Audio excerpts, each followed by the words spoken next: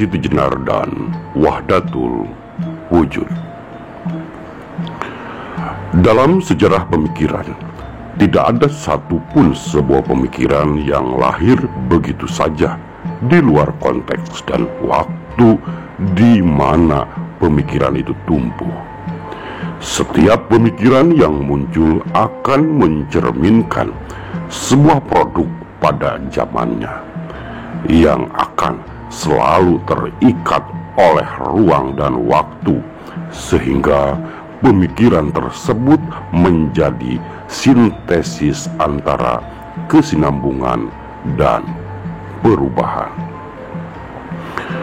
Gus Dur yang lahir dari tradisi pesantren tentu saja selalu bersinggungan dengan ajaran-ajaran tasawuf yang merupakan bagian dari ajaran Islam, khususnya di kalangan pesantren.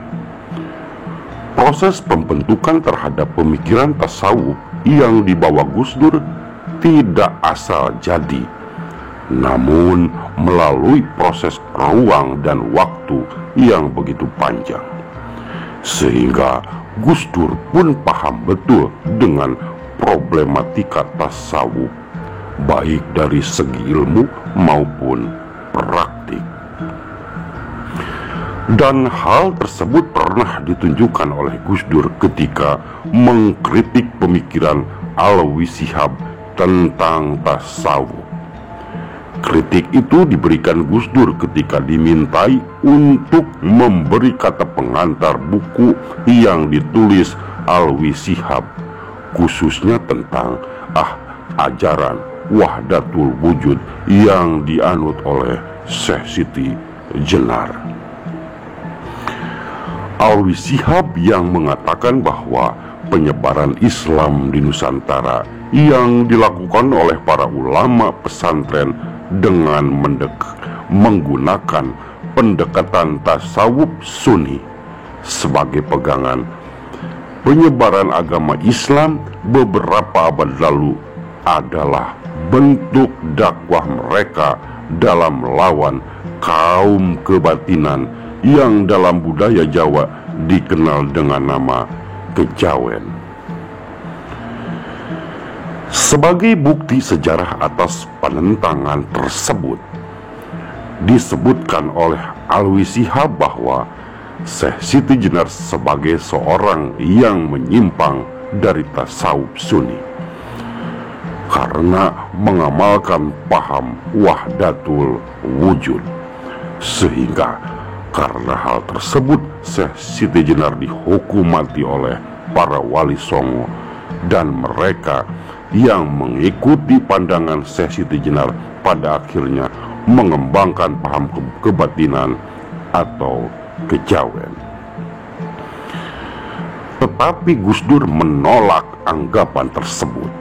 Hal itu didasari karena memang sejarah hukum mati Syekh Siti Jenar mempunyai banyak tafsir yang berbeda-beda.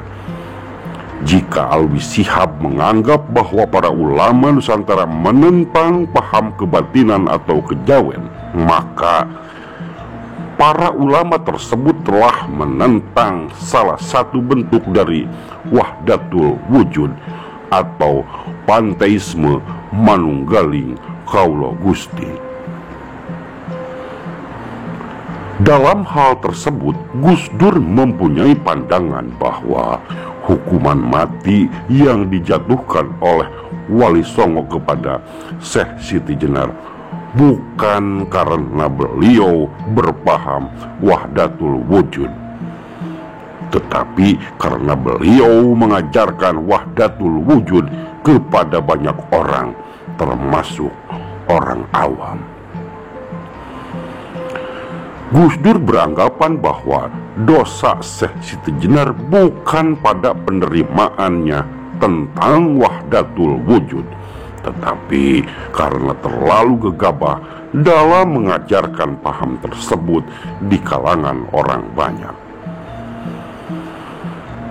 Gus Dur yang lahir dari akar tradisi pesantren dan mengetahui seluk-beluk kultur ulama Nusantara, dan beranggapan bahwa ulama tradisional Indonesia banyak yang mengambil ajaran wahdatul wujud, tetapi untuk dirinya sendiri. Hal itu dikarenakan mereka telah menguasai syariat atau fikih. Dalam tradisi Islam, orang yang ingin mendalami tasawuf dianjurkan untuk memperkuat syariatnya dulu, agar tidak menjadi orang yang jindik atau bejat. Dan juga sebaliknya, orang yang sudah kuat syariatnya dianjurkan untuk mengamalkan tasawuf agar tidak tersesat atau fasik. Para ulama tradisional Indonesia menolak penyebaran wahdatul wujud di kalangan awam. Tetapi bagi kepentingan diri sendiri, banyak para ulama yang sudah pada makomnya mengamalkan itu, dan mereka menjalankan amalan itu secara tertutup.